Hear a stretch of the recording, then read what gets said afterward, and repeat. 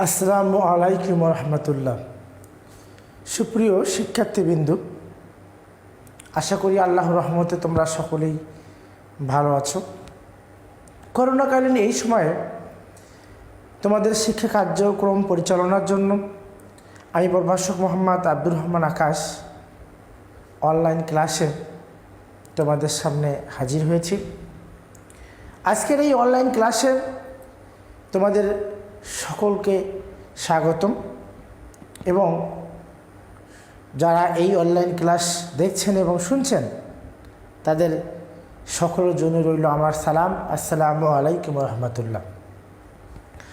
আমি গত লেকচারে রসায়ন প্রথম পত্রের দ্বিতীয় অধ্যায় গুণগত রসায়ন এ অধ্যায়ের পরমাণুর গঠন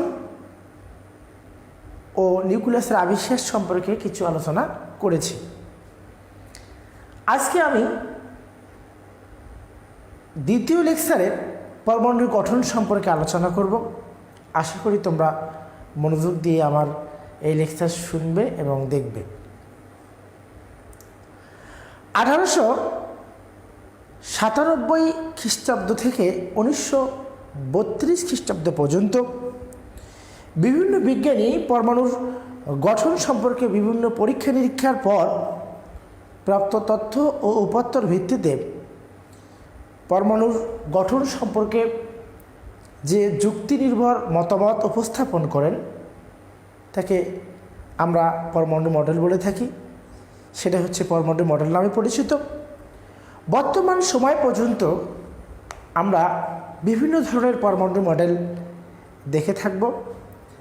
দেখে থাকি।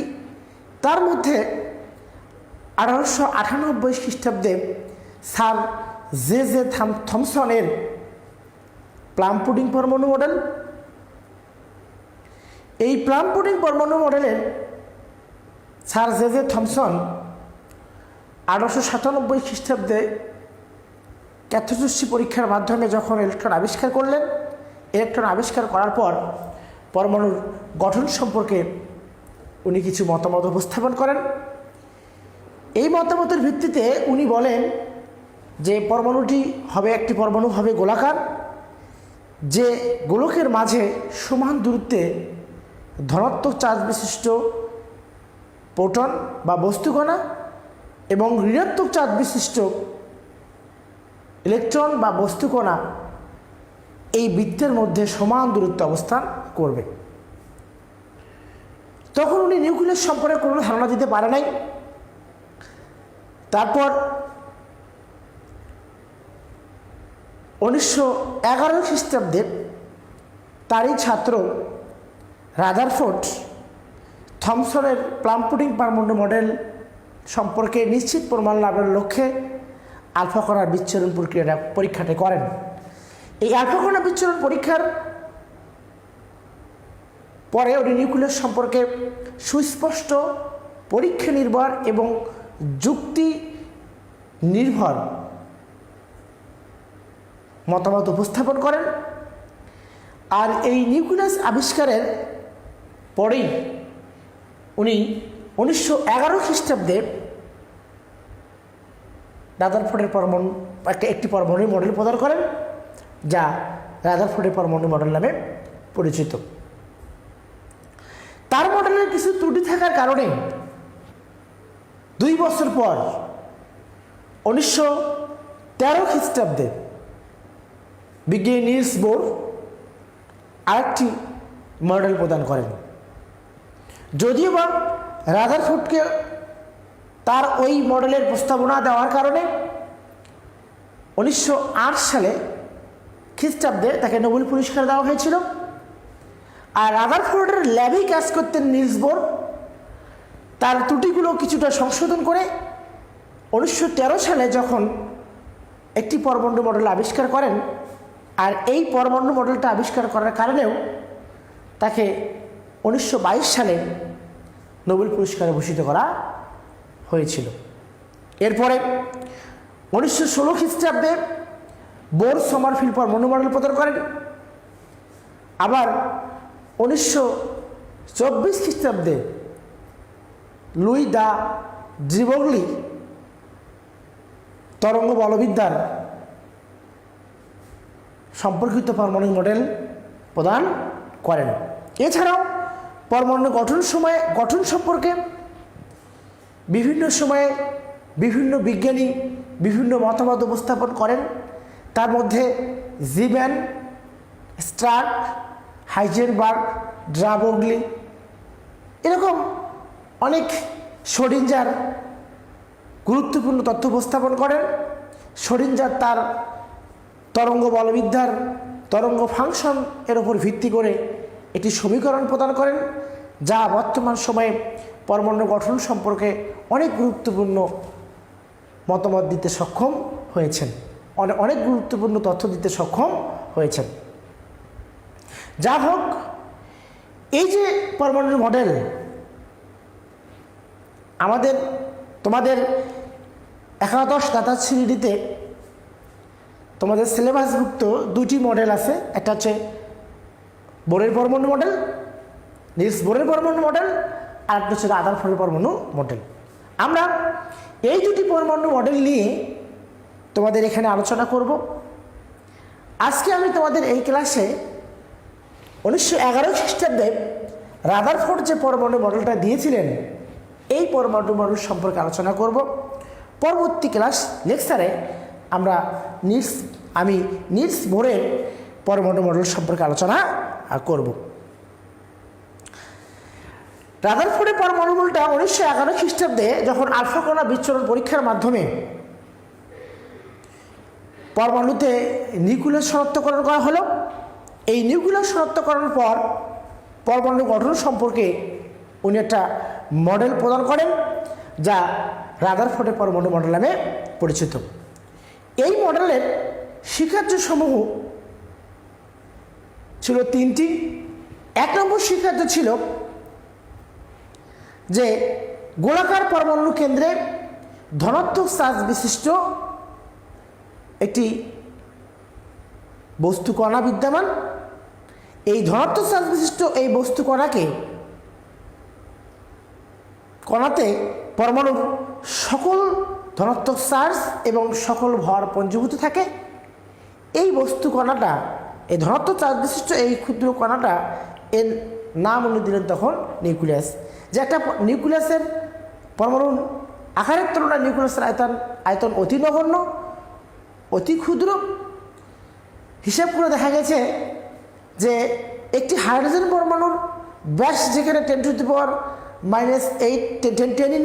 সেন্টিমিটার, সেখানে একটা নিউক্লিয়াসের ব্যাস হবে 10⁻12 থেকে 10⁻13 সেন্টিমিটার পর্যন্ত, অর্থাৎ 10,000 থেকে 1 লক্ষ গুণ ছোট একটা পরমাণুর তুলনায় নিউক্লিয়াসের আয়তন খুবই নগণ্য। যদি আমরা দেখি তাহলে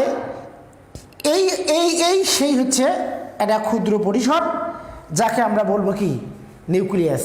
এই নিউক্লিয়াসের মাঝেই একটা পরমাণুর সমস্ত ধনাত্মক চার্জ পঞ্জীভূত থাকে। প্রথম প্রস্তাবনায় স্বীকার্যে উনি নিউক্লিয়াস সম্পর্কে সুস্পষ্ট মতবাদ ব্যক্ত করেন। 2 নম্বর স্বীকার্যে উনি বলেছেন একটা পরমাণু চার্জ নিরপেক্ষ হয়, আধান নিরপেক্ষ হয়। এর কেন্দ্রে ধনাত্মক চার্জ বিশিষ্ট যে কয়টি প্রোটন থাকবে, এর কক্ষপথে ঋণাত্মক চার্জ বিশিষ্ট সেই কয়টি কি থাকবে, ইলেকট্রন থাকবে। যেমন এইরকম, এটা যদি একটা পরমাণু হয় এরকম হবে, এর কেন্দ্রে আছে ধনাত্মক চার্জ বিশিষ্ট প্রোটন আর কক্ষপথে থাকবে ঋণাত্মক চার্জ বিশিষ্ট কি ইলেকট্রন। এই সেই ইলেকট্রন, এখানে যে কয়টা ইলেকট্রন থাকবে এই কেন্দ্রে সেই কয়টাই ধনাত্মক চার্জ বিশিষ্ট প্রোটন থাকবে। এরপর 3 নম্বর স্বীকার্যে উনি বলেছেন যে সৌরজগতের সূর্য চারদিকে ঘূর্ণায়মান গ্রহগুলোর মতো এই ইলেকট্রনগুলো নিউক্লিয়াসের চারদিকে ঘোরে। এই ইলেকট্রনগুলো যখন নিউক্লিয়াসের চারদিকে ঘুরে, এই ঘূর্ণায়মান ইলেকট্রন আর এই কেন্দ্রের প্রোটনের মধ্যে কেন্দ্র আকর্ষী বল, এটা হচ্ছে এদের কেন্দ্র আকর্ষী বল।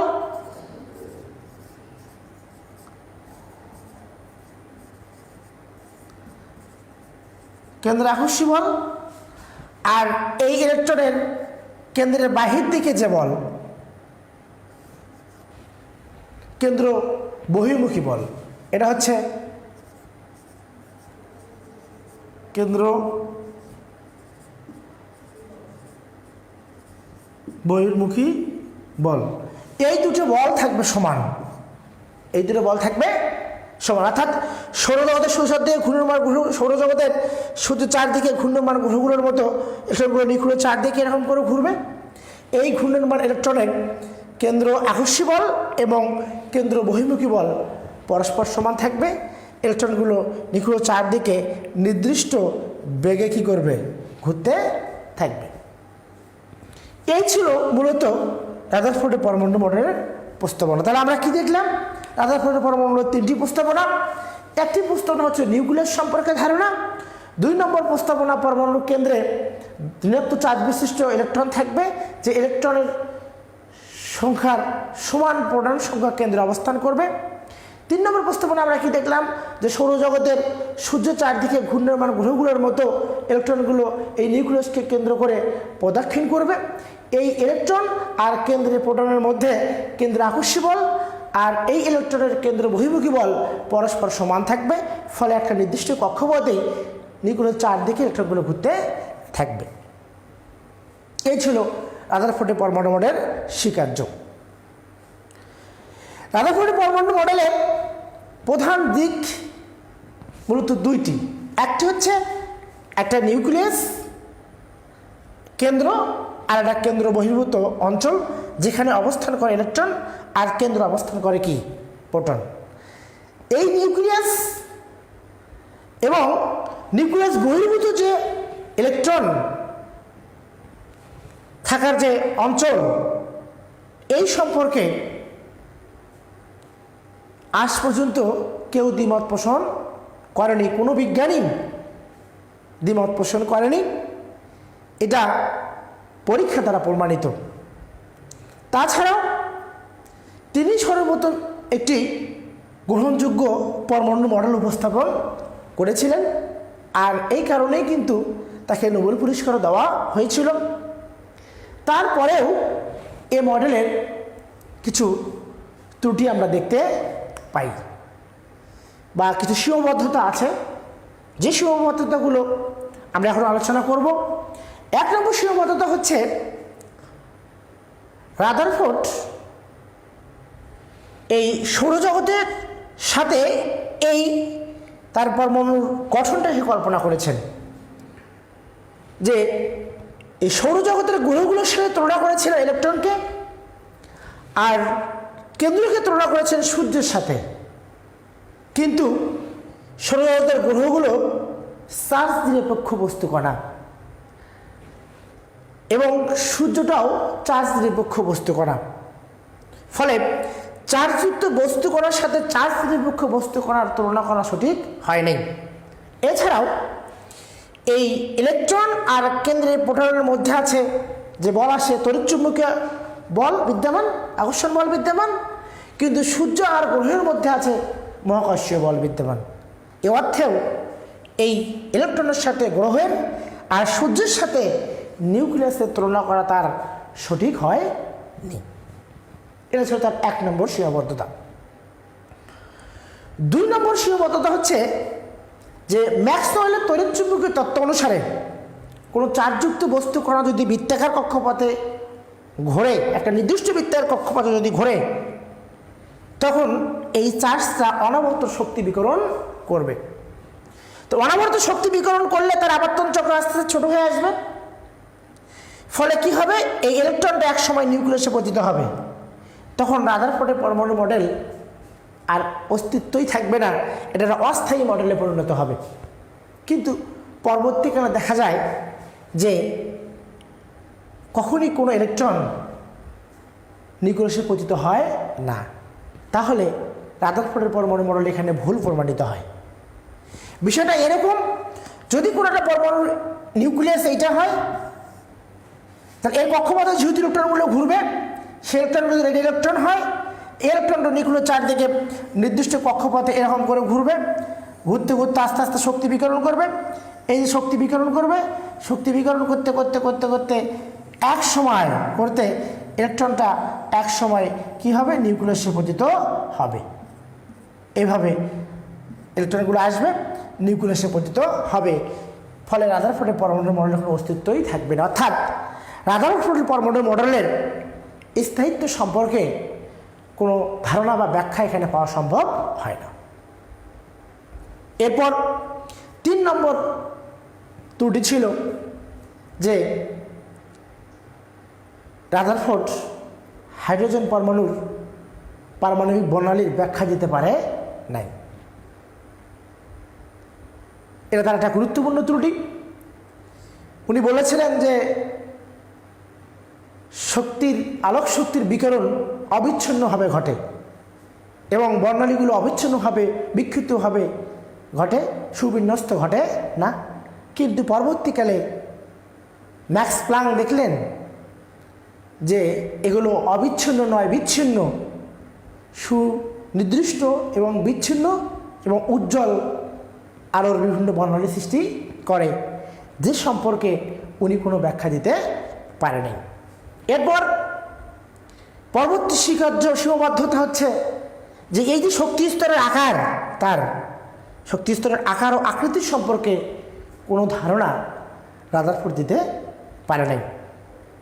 এরপরে এই একটি মাত্র শক্তি স্তরে একাধিক ইলেকট্রন বিশিষ্ট কোনো পরমাণু বা অনেকগুলো ইলেকট্রন আছে এমন কোনো পরমাণুতে এই একটা কক্ষপথে অতগুলো ইলেকট্রন কিভাবে এই নিউক্লিয়াসকে প্রদক্ষিণ করবে এ সম্পর্কে কোনো মতবাদ এই মডেলে পাওয়া সম্ভব হয়নি।